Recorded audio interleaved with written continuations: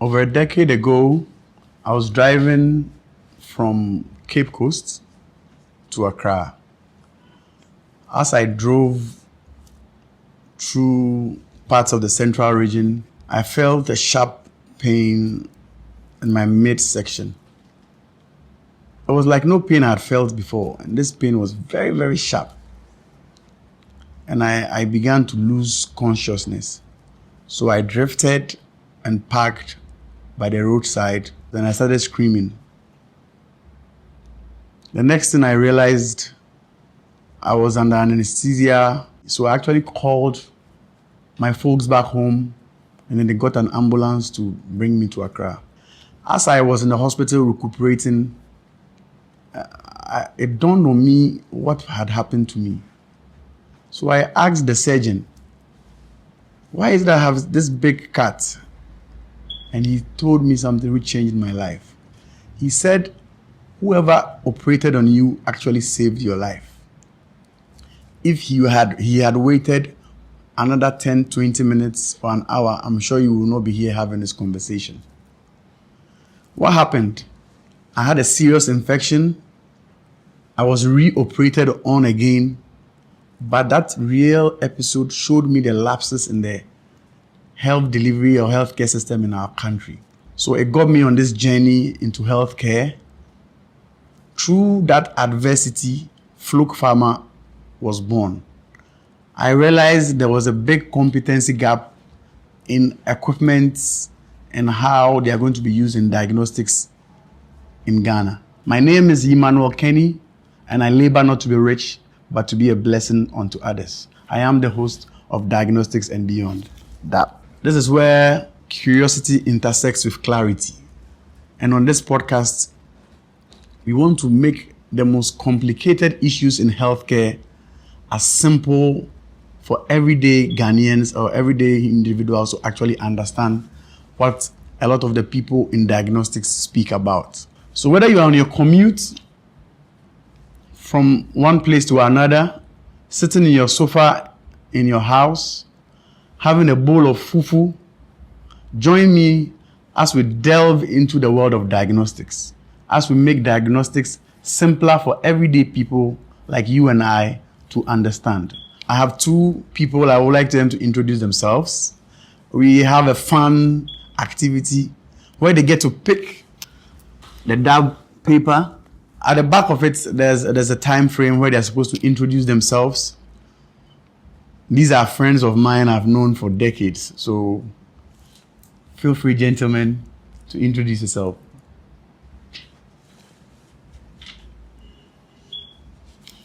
Wonderful.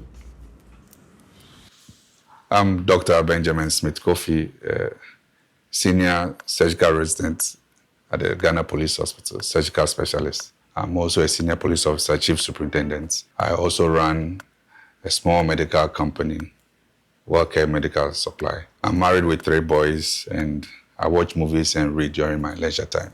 You're an Absunian. The great accent. Also Good. an Absunian. All right. Good. So that was done in record time. I think we had it for 16 seconds. So our next... I think I have 16 seconds. Yes. Thank you very much, Kenney. I think it's a very great initiative. My name is Ayitey, and I'm a financial sector specialist with the Mastercard Foundation. Over the past 10 years or so, I think I've had the privilege to work with organizations whose mission is really to reduce poverty and also to drive inclusion. I'm married with 2 kids, a beautiful girl and a wonderful son, and also a beautiful wife, right? I love to cycle because I see myself as someone who's in the knowledge economy, right? And we sit a lot. So in my leisure time, I cycle a lot. So I think I'll invite the Absunians to really come in and also join the cycling. Thank you. So let's get our bicycles ready and join you. Dr. Smith, can we actually know more about what you actually do at the police hospital, and like in your general life, and then a little at the back of the curtains where a lot of people don't get to see? I'm at the police hospital, so most of my patients are referred to the surgical department. They are mainly stable patients, and occasionally we have emergencies. So these patients go through some process before they are operated upon. The basic stuff we do is for these patients to do labs, simple investigations, and they see the anesthetist, they are assessed, and when they are fit for surgery, we give them dates for the surgery. For the emergencies, we don't normally waste time. We stabilize them, prepare them for urgent surgeries. And while they are on admission, we attend to these patients through their day-to-day affairs, their medications, and we visit them while they're on admission. The hospital is our second home anyway. So, in fact, some surgeons even say the theater is their first home because we spend most of our life, our time in the theater where we have anesthetists and nurses assisting us to give the utmost care to our patients. We hear a lot of nice stuff about people like you you mentioned all the fancy stuff. Yes. Can we hear about your background, like what you do? Sure. I think I always want to start with organizations I work with, right? And our mission is basically two things, right? To advance financial inclusion and education, to relieve poverty, right? And I always say, looking at so much inequality in the world, we are doing some good, right? And our goal per se in Africa is basically to create work opportunities for young people, especially young women. Unemployment is one of the biggest challenges that we face, right? And it's a threat to both, our social and our political stability. So basically, what we try to do is we are all trying to create these work opportunities for young people. How do you create economic opportunities for young people so that they can be in jobs? I'm glad to see these young guys, filming it. It gives us joy, right? Because at the end of the day, if our young people are empowered, I think we have a great future. Dr. Smith, you and I were in St. Augustine's together. People have this perception that people in what you do have no life. They're supposed to be the cleverest of the people in class. How was the journey for you like, transitioning from where we met in St. Augustine's to where you are now? How was the journey like? How was schooling like? Do you have other things that people don't know? People think that you people are superhuman. Well, life in Augustine's was a great time. I think I was a science student. You were in arts, right? So I was in Science 4. Science 4, right? Okay. So being a science student, we are encouraged to keep learning. In fact, when you are young, I never thought I would venture into medicine or even into surgery. We just wanted to enjoy the science as it goes. So physics, maths, biology, chemistry. We knew our time preparing for brilliant science and math quiz during our time and all that. So science has been the basics till we finished and went to the university. Later on, you have to do biological science because you can't enter medicine straight, unlike other universities. So we compete first year. We were about a lot of students, so about 600. First year, a lot of people dropped, lost interest, and they decided to venture into other disciplines of science, botany, zoology, nutrition. So second year is the real preparation for medical school. So after second year, results came and they selected some individuals that... I'm sure it would have made you feel very important. Yeah, because it was competition. Yes, you need to achieve grade points. I think those days was 3.65 before you can even qualify for the interview. I never thought I would even... medicine wasn't of maximum interest to me. I wanted to do biochemistry. And one of my senior, another Absunian, he was my mentor, Kumsin. I hope you know Kumsin. Kumsin. So he told me, the list is in for medical school, go and write your names. I said, oh, really? So I started to write my name. And I was in Takari when they called me, I should come for the interview. It was my mother was even surprised. You can see I'm very emotional. Oh, yes. So I think my mother was so happy. We went for the interview. I was called to join. I think out of the 400, they took 65 students. Wow. So that's government and those who can pay, full paying. If you have money to pay the big money, they added about 15. So we're about 80. So now they accept almost 200 students and stuff. So medical school was another level. Wow.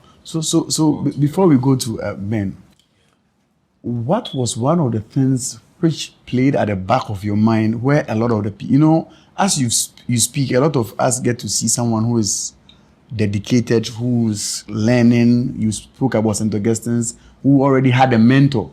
But what was one of the fun facts you did at the back of all of this? Because I know you to be a fun-loving year. During all this tense period of level 100, level 200 years. Vacations for young guys, we always enjoy coming back to town, seeing friends. During school, intercore, we always play. And even during free exit, you know how we storm Cape Coast and enjoy lives. But so you were going visiting the girls' schools? Oh, that one is behind the scene. So we visit friends, I came from Western Region, you were in Accra. Yes. So as for secondary school, we all move from different parts of the country. We meet, we communicate, we learn from each other. Whether we are poor or rich, it doesn't matter. We are all on the same level. So we normally have fun. And occasionally during school, university days, vacation, I love to teach, So we help the young ones to... Wow. We have to mentor other people in science and other disciplines to motivate other people. So we could see someone who also likes to teach. I remember the first time I set eyes on Bernard Oko, I call him. We were actually entering university. We actually entered university on the 2nd of September 2000. Yeah. I entered the hostel. There was a kitchen in the hostel. And I saw someone with some nice contemporary stew with crabs and everything. And we were hustlers. Charlie Homcho. Yes. So I quickly became friends with this guy. And I realized that this guy, he was a butcher boy. I said, he was from infancy. These guys were not built to be as hard as we. So I quickly became his friend. So I like that. How was it like for you? It wasn't easy. I was raised by a single mother. I lost my dad at a very tender age. I think I was, 93. So it's been quite a journey that I lost my dad. So we've been raised by a single mother. And we call her Margaret Thatcher, right? And the trump card is you have to learn, right? And education has been more like a pillar for us. Because if you turn the left, you turn right, we had no assets that we could fall on. So education has always been the trump card. So I think I went to Infantsma. I chose Infantsma over, ABSU. I had the opportunity, but there's no way I'm going to go to ABSU. You can reapply, you accept. So I had the privilege of joining Infantsma. Then I moved on. I studied economics, right? And I moved on to the university, also did economics. I also had the privilege to do my master's degree, which I also read economics. The question is why economics all throughout. I think I've always had a passion to do it. And I remember one time, I think I told Kenney, during the university's days, hey, this guy, when I'm doing my PhD thesis, right, I'm going to use him as a case study. But I think the tables has turned, right? He's now the billionaire or the rich. I call him serial entrepreneur. But jokes aside, I enjoy what I do because what we basically do is about making the world a better place. There's so much inequality that if you find an organization, or you find yourself with an organization that has that mission and that vision to drive that inclusion, I think it's a privilege. And I don't take that privilege for granted. So that has been my life journey. And I think that I'm very empathetic. So I think that is also driven me to, when I see that a lot of people are hungry. When you look at our SDGs, right? A lot of poor people around, a lot of, people don't have access to healthcare. It's something that is sad, and I'm privileged. As I said, I'm privileged to be part of an organization that driving that inclusion. Was there a life after economics? Yes. Yes. No, it's not been only books. Ken, it's more like, as I said, making the world a better place, right? But I also party hard. I like to have fun. Right, because I believe in having fun and taking care of yourself. I know, remember university days, you used to go out a lot, right? And I think in our 40s, we've toned out a bit. Back in the days, we used to, go out a lot, but I think we also prioritize our studies, right? But having fun to me, has been a part of me. And I still have fun in different ways. In my 20s, I say having fun, probably going to the club. But in my 40s, I like to cycle a lot, as I said. And it gives me joy, and it gives me some kind of mental freedom, right? It gives me the peace of mind that I need in this day and age. What particular moment in your past shaped you? Well, I think I share a common background with my friend, a fellow Ben. My dad too passed away at a very early age. I think I was in class 4. Wow. And so also raised by a single mom. When you have siblings, you need to support your mom.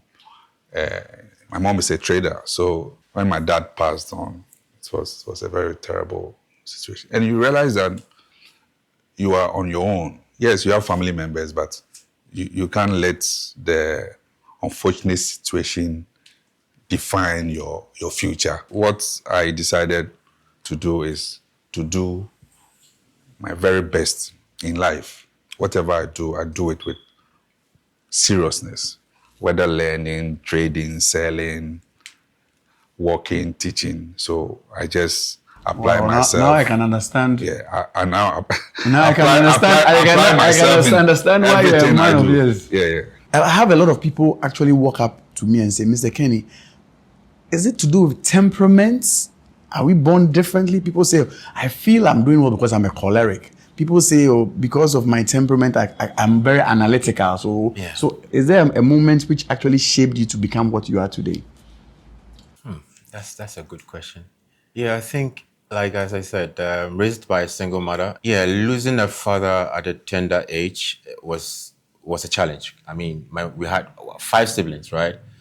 And I always told myself, the only thing that probably would help me bridge poverty is probably to always better myself, advance myself, learn, not only books. When I say learning, I mean, if it's on the job, if it's adding value to myself, right? Once you add value to yourself. So that's what, drives me. So I'm always telling myself the challenges we face are complex, right? At every point in time, I need to add value to myself. Other than that, you become obsolete. Sure. I agree. Dr. Smith, what's the biggest misconception about health that people have? Because in this day and age, you could actually Google something and you have a myriad of answers. Yeah. You could actually Google headache and it will give you from cancer to you'll be passing on in the next 3 weeks. What is the biggest misconception? I remember when we were learning medical sociology, we have a lot of superstitions and misconceptions, and I think we are all used to being in trouble before when one person will bring some magic drug that will solve thousands of diseases. So when you combine science with our culture and environment, you realize that people don't really believe in science, but they prefer magic or wonders. So I think because of that, even pastors are capitalizing in this venture where they promise people of supernatural healing. So I think modern science, we should rely more on diagnosis, confirming the diseases. Then once you have diagnosis, you can treat. But there are a lot of misconceptions out there. So for you, Bernard, what is that misconception? Yeah. As you are answering the questions, the puzzle is very important, and the one who finishes their puzzle first gets to actually troll the other person about the school that they attend. Of course, it's 15 seconds. Free trolling. I'm glad we have an expert here. For me, the misconception is people probably equate you being thin to being healthy. I think that is the biggest misconception, right? Because you can be thin and you probably might have, your BMI might be correct, but probably you might have elevated cholesterol levels. Who knows? I think that's a misconception. And I also think when we say health, right, it's not really only about physical health. I think there's also an issue of mental health, right? And I find myself to be in a knowledge economy, as I said, that if mentally you're not strong, it's something that we should take seriously, right? Other than that, it will be a chance. So those are the 3 things that I think I would share. Yes. When it comes to the misconception. For me, I feel one of the biggest misconceptions is people thinking that people who are into healthcare know it all. They have the elixirs for life. Yeah. And I see a lot of people going into hospitals, swallowing hook, line, and sinker everything that the doctor says. I think you should also be in charge of your own health. It takes me to an issue a long time ago when I had a skin problem and I went to a facility and I was given, Doc, you're here, I was given ketoconazole to take for 120 days. That's an antifungal. I went back and I read about ketoconazole myself. And I realized that if you take ketoconazole, after every 10 days, you're supposed to do a liver function test because it has serious implications on your liver. So could you have imagined if I had taken that antifungal this for 120 days. So I think the biggest misconceptions we have, because if you walk into a bank, although you have a banker, when they give you the money, what do? You check your money. But then I feel when we go to the hospitals, we sit down, allow the doctors to play, and they actually know what they are doing. But when we hold them accountable, I feel they do much more. And that is the reason why we are doing Diagnostics and Beyond. I want to dab, as I say it, so that people will be encouraged to see doctors and as people in diagnostics as normal individuals who you can actually go to. And there's not a one size fits all. Bernard, you work in alleviating poverty. Is there something people actually get wrong whenever they see you? Something that people actually feel that you can do for them? It's more about perception, right? Probably someone sees you driving a nice car, and probably they think you're okay. Let me use this example. I think one time I was in a, how do you call it, a pharmacy shop, right? And this gentleman walked to, I mean, he parked a very beautiful car, very, very beautiful car, right? And he entered, I think we entered the pharmacy at the same time. And what he said, I think he asked for a drug. I don't know what drug he was trying to buy. And I think the drug was not available. And he said, hey, me woo. You know what I'm saying? So I don't know what his situation is, but context matters, right? And people perceive probably if you have probably a nice car, a nice probably then that is it. I mean, but you might have your own problems, right? Yeah. And that's why I say context really matters, right? Like you said, what might work for you, right? I enjoy cycling, okay, and probably cycling is good for my health, right? But you probably are you to playing golf. I mean, this rich SME, right? But so you find what is good for you and you do it. My tiles, anyway. Yes. Oh, I have very good tiles. I have very good tiles. So I'll start with Gene. The star is an A. Yes. So this is 9, 10 times 220. Yes, we could record it. Yes, I have 20 already. What are some of the things that sometimes make you feel down?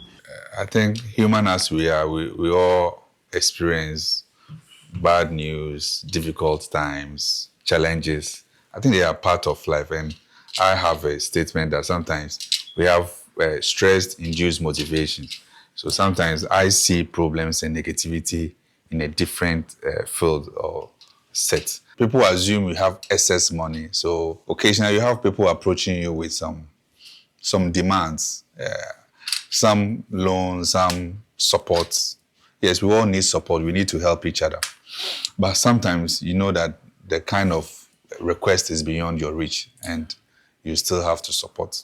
Sometimes you need time, but in waiting to solve other people's problem, they don't consider the state you are in, your family situation, your personal life, your stress from work. All they care about is what they want, and sometimes it's unfair. So does it make you emotional? Does it make you reclusive? How does it affect? Because you are a father, you have kids, you also have your own health. So imagine after paying kids' school fees, and the following day someone comes with some unreasonable demand. But the best thing is communication. You talk to the person. This is bad time. Just give me a week or two. I can help. If you can't help, in fact, for we guys, sometimes if you can't help right from the beginning, just let the person know this is unfortunate. Maybe some other time, so that they don't keep expecting. And otherwise, you promise and fail. They won't see you in a perfect. The other thing is sometimes you are stressed from work, and there's more work, and without work, man must live. Yes. So even though the work is sometimes overwhelming, you just need. Do you ever get to a point where you feel like you break down? As for breakdown, I'm usually positive, but sometimes you are tired and the emotions are when you just think about it, clear your mind, and listen to good music. You understand, and meet friends up and discuss life issues and discuss with a friend you trust or a mentor, a senior person. I think when you have people in your life that you can freely discuss personal issues, it's problem solved. So we all go through problems, but Bernard, what about you? We need each other too. What about you? Yeah. Are you done? Hey. No, he was trying to play something. Yeah, I think. No, but I No, just but no, we play this. no. So you can I you can just play. put Yes, it- I just put Okay. this one. Oh, yes. okay. Let Bernard. Yes. After he plays, you can play. Yeah. Okay. So when you're done. Well, I mean, I think I always say we are all humans, right? And we have our good days and our bad days. And I think stress is something that you have to deal with. I can remember during the COVID when everyone was locked in the room, right? As I said, I had to have 2 kids. I have a beautiful wife, and we're not going anywhere. The kids were doing online and Zoom, blah blah blah, and then sometimes for me it got overwhelming, right? Because my daughter, she doesn't know where to start, right? But I love her for that, right? So she jumps on me. I'm trying to do a presentation, and I'm already stressed. I'm not getting it right. So emotionally, I was not there. So I think as humans, right, we need to find an anchor, right? And for me, my anchor is my faith. I do as much as possible to seek, the face of God through a lot of readings, right, on scriptures, and that to me helps me manage my stress. In addition to going on the cycling.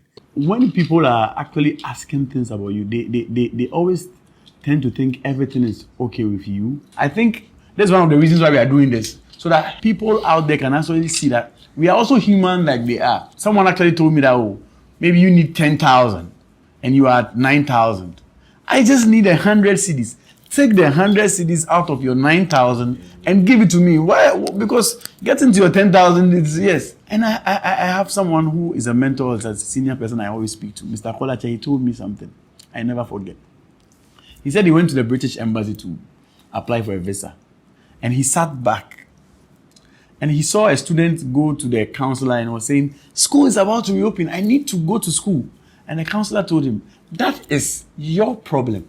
Your problem is not my problem. My problem is to make sure that people who go to the United Kingdom have the requisite documents. So since then, I always tell myself that I solve problems I can solve. Yeah. But at the end of the day, they are your problem and not my problem. So sometimes I feel during forum like this, we should let people also see the human side of Mr. Bernard. Oh, in addition to working Mastercard, he's a normal person. He has kids. He's not feeling fine. His kids are stressing him. I know you have 3 boys. Yeah. Yes. You're popular. Yes.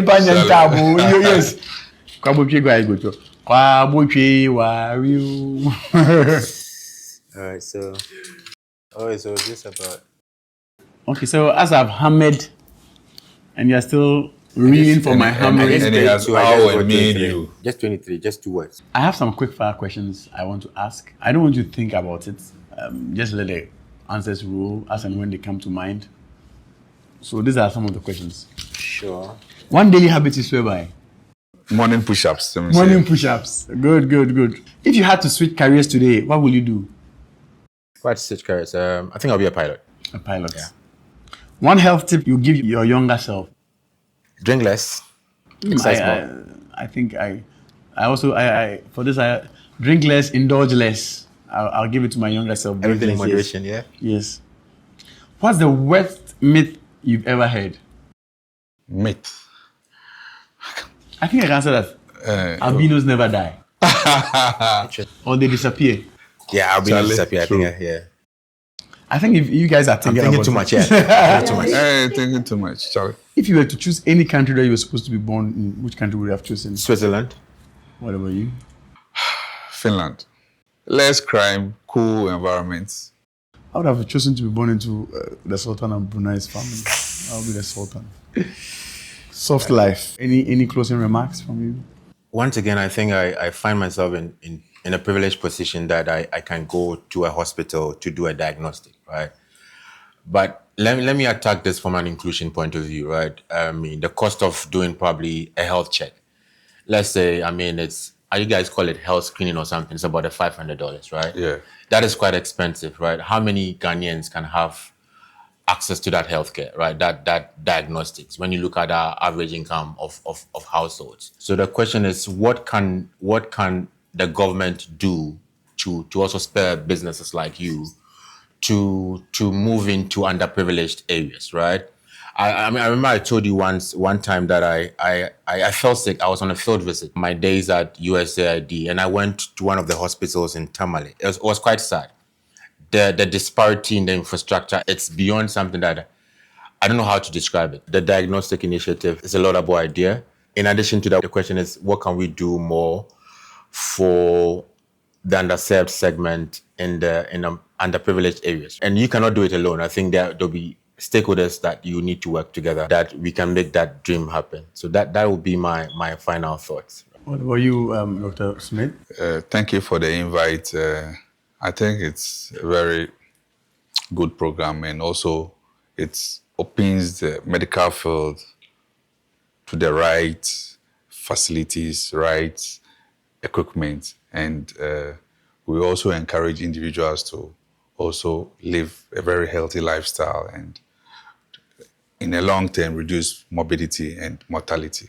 And in our own small way, we'll see how best we can improve the health condition, especially in the deprived areas, and bringing health to the people at home, at the spa, in their offices, how to do simple tests to find out what's really going on so that they can have the urgent treatment needed. Can I just add? I think, just to add, I don't know whether I can. I think the greatest asset we have as human beings is our health, right? And as a country, right, our health is our wealth. And if you're not healthy, you can't do anything. So I think it's something that we should prioritize to take care of ourselves, right?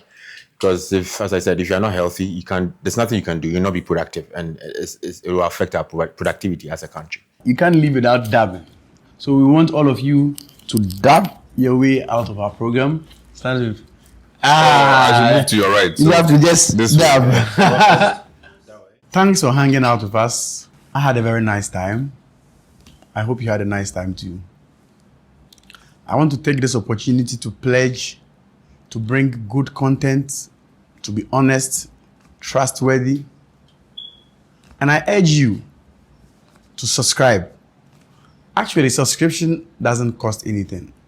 The only reason why I'm telling you to subscribe is so that you don't miss any of our new episodes. They can come onto your timeline.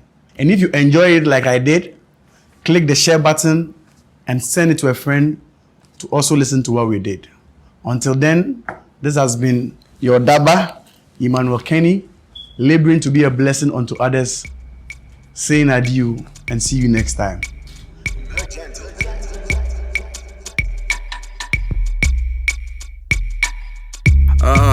Mr. Swaggy coming through, so say we go kill a party. Tell them boys and the people dilly-dally, say I dig come to spot it physically. Hey.